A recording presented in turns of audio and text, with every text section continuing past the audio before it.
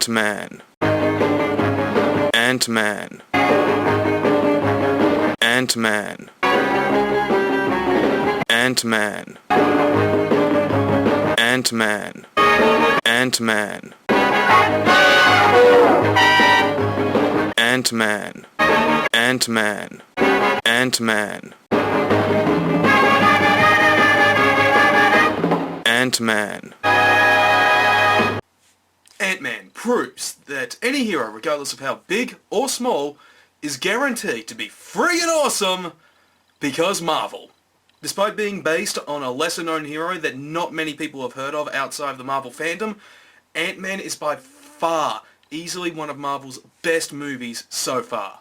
The movie follows Scott Lang, a criminal who just got out of prison and is trying to rebuild his life. Only after getting fired by Baskin-Robbins, he goes back to crime for one more big score, only to end up getting embroiled in a plot of private espionage to stop a dangerous weapon from being mass-produced and being made available to the likes of Hydra, thus becoming the Ant-Man, and, in the process, transforming this into what is easily a very good heist movie, just like how Captain America the Winter Soldier was a spy movie. Now, the premise of Ant-Man with his shrinking powers is used to fantastic effect.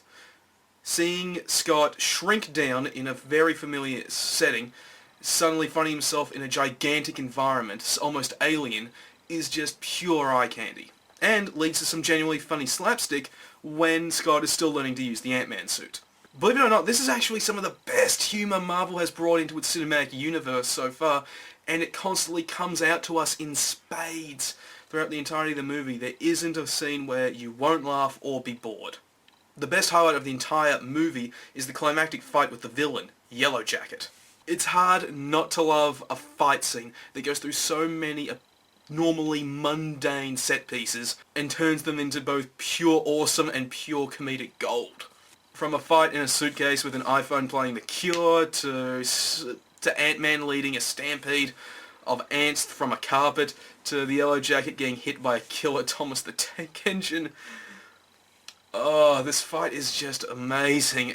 It just turns a good movie into a great movie in the end. But, while Ant-Man may be fantastic, it's also very easily the most flawed movie Marvel has put out.